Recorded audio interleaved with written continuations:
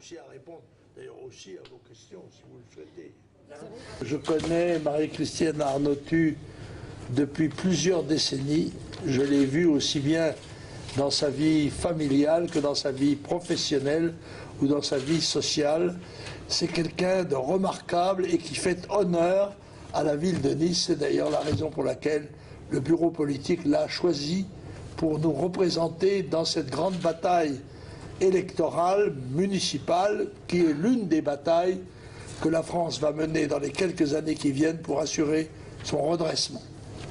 Le fait que je sois parachutée, comme on dit, m'apporte un grand avantage, c'est celui de n'être soumise à aucun groupe de pression, aucune magouille politique, aucun clientélisme.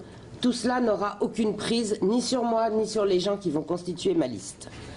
Il est évident, et je le répète de façon à ce que ce soit extrêmement clair, que ce soit M. Perrat, que ce soit des gens de la société civile, des gens connus ou des gens moins connus, moi je leur ouvre grand les bras de ma liste à une seule condition, qu'ils ne perdent jamais de vue que l'intérêt de cette liste sera l'intérêt des Niçois. Pour le moment, moi je suis très optimiste. Je vais vous dire pourquoi, parce que ma candidature a été annoncée le 25 juin, et depuis le 25 juin, honnêtement, je suis contactée par beaucoup de gens qui ont l'air d'avoir sincèrement envie de mener cette bataille ensemble. La priorité, moi, qui m'apparaît essentielle, c'est la fiscalité. Ce sont les impôts, parce que on a souvent tendance à considérer que finalement, les grands projets, ou qu'on voit chiffrés, rarement chiffrés, hein, vous savez, je ne prendrai que l'exemple du tramway, pour ne prendre que celui-là, qui est quand même un exemple précis et qui est un exemple niçois.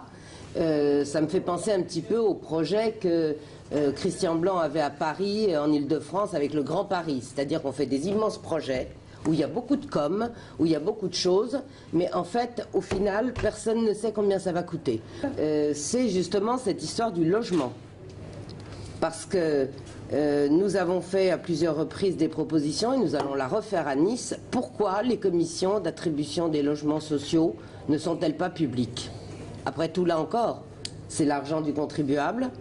Donc moi, je souhaiterais, nous n'avons rien à cacher quand nous sommes à la tête d'une municipalité, eh bien, mettons ces commissions d'attribution de logements sociaux publics.